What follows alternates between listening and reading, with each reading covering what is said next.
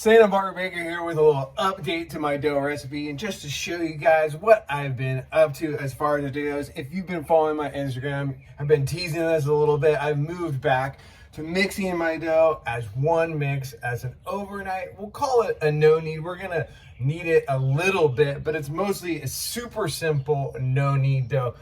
We'll get this thing started. We'll talk more about it. I already have my water all weighed out. The recipe is basically the same that's been on SantaBarbaraBaker.com. Just the technique's slightly different, even more simple. Have the water all weighed out. It's 555 grams of room temperature water, filtered water. Right here I have the salt, 25 grams of kosher salt. I know some people trip on adding this at the beginning, but really when you're making pizza, it's not a big deal at all. Gonna work to get that dissolved up first.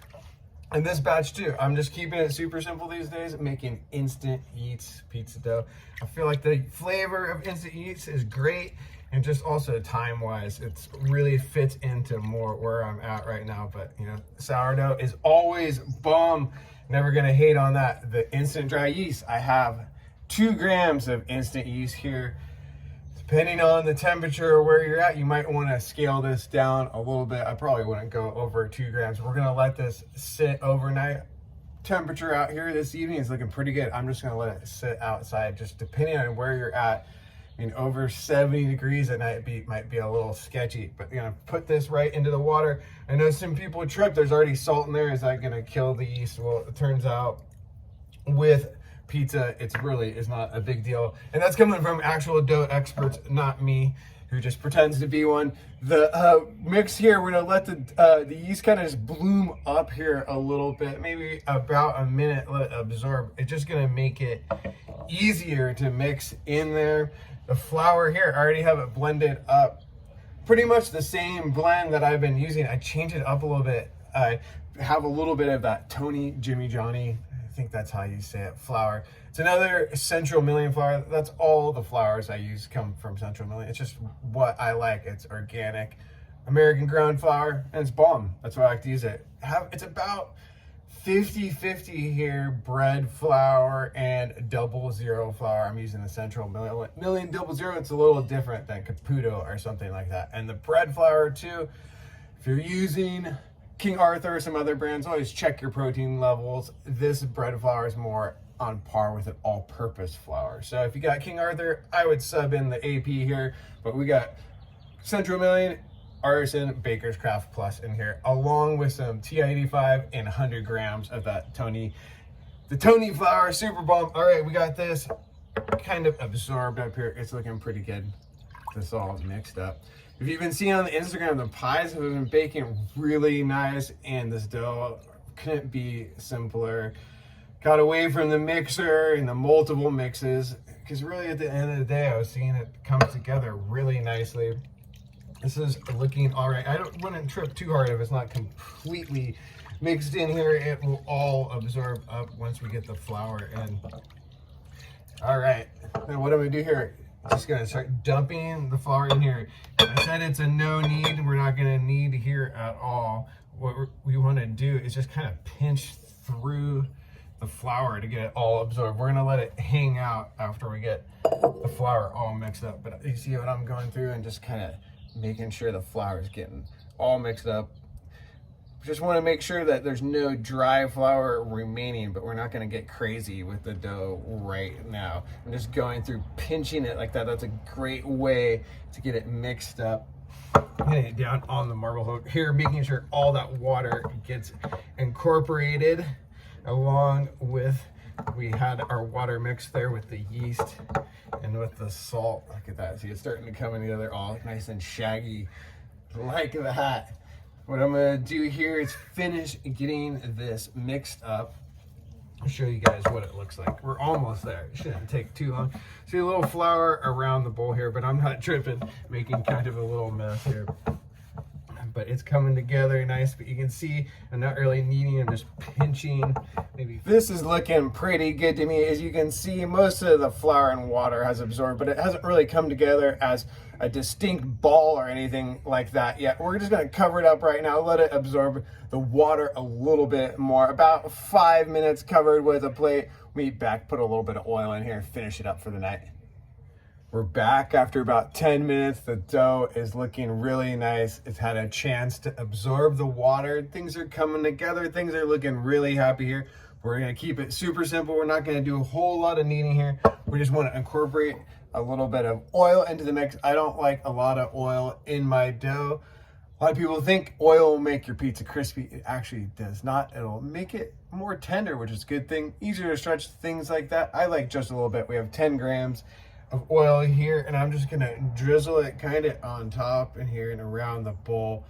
I said it's no knead dough, but we're gonna knead it just a little bit here. I want to make sure the dough is looking just nice and smooth. We're not gonna get too crazy. I'm just gonna finish it up here, incorporating in all that oil, but it really doesn't take much at all. And the reason why we can get away with that, we're gonna let this sit overnight.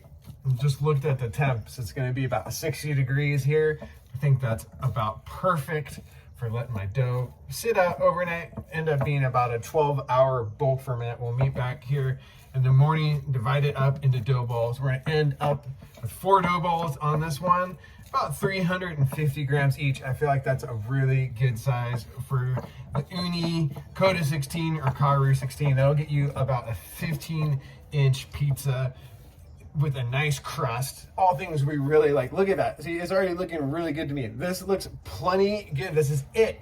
That's how simple it is. No more 3 mixes, anything crazy like that. You don't even need a mixer. It comes together that quick. It's already looking pretty good, but we gotta let the magic happen, and that's the fermentation. I put it back into its bowl here. I cover it up tightly with some plastic. We'll let it sit overnight. Super important here. It really depends on your environment. I check those temps. 60 degrees overnight, we're bomb. I think it's gonna come out really good. Looking at that dough, when you wake up in the morning, it should be puffing up really well. But if you're sketching out, those temps are looking hot at night. You might wanna just pop it in the fridge before you go to bed, take it out in the morning. We'll see, but around that 60, mid 60 degrees, looking really nice. Well, I'm gonna get this thing, I'll cover it up into a nice little outdoor dough nook, making sure the critters can't get to it though, of course. But we'll meet back in the morning, divide this thing up. Hopefully everybody rests nicely. It's a misty morning here in Santa Barbara, California, and the dough has risen. It's looking pretty good to me. We ended up with a little over 12 hours of bulk fermentation. I mean, I just got out here when I woke up. As soon as I could get on it, it looks maybe a little bit past where I usually like to go when I divide it up. See how poofy it is here, how that plastic is puffing up off the top. Maybe a little too much, but I think it's gonna be all good. But we know there's a lot of puffy air in there, gonna make for some bomb crust. And I think so. We're gonna divide this up into 4 dough balls. We'll end up with 350 grams a piece.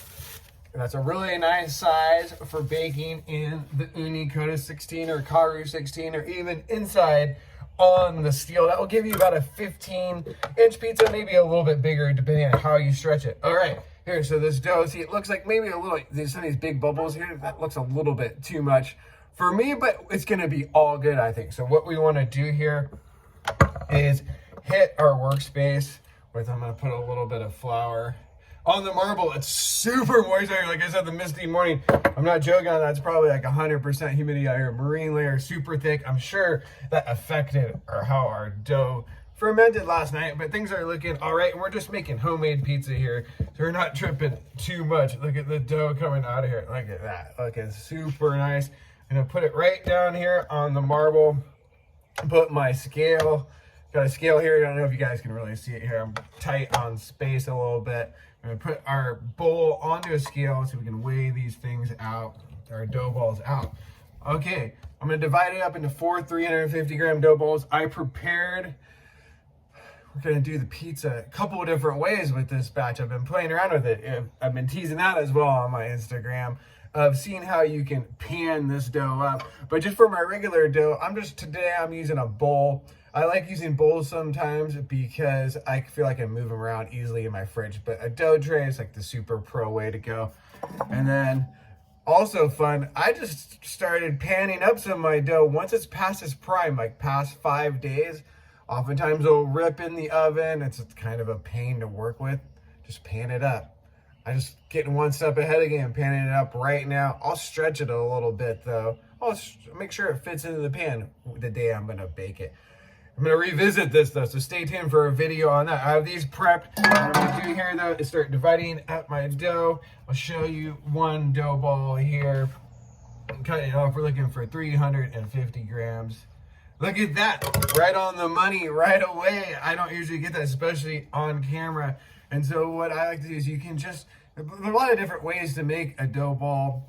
There's probably people that are much better at it than me, but I get it done folding in here on itself. And then I like to actually do it more like kind of like making a mozzarella ball, pulling it in tight here. The main thing I like to make sure is that the dough ball is properly closed and there's not just like a big pocket of air or anything that is gonna be like, if it's not closed all the way, you can end up with a spot there that can be sticky, or you can catch when you're launching or turning your pizza.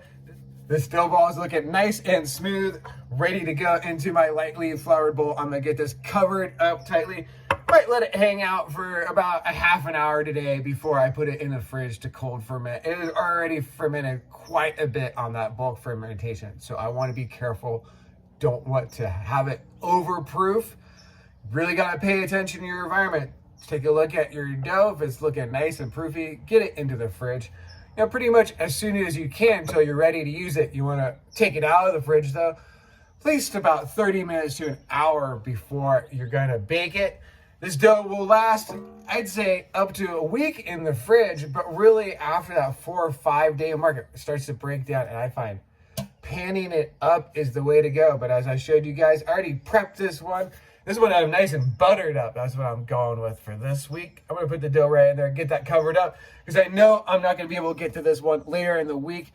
We'll revisit this one on the YouTube and Instagram, show you how I'm baking these up. I'm gonna get the rest of this dough divided up and in for its cold fermentation.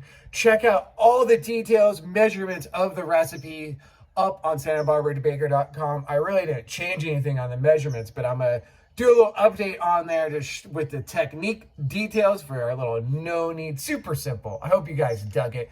Excited to see what you bake up. Show me what you guys do. Tag me up.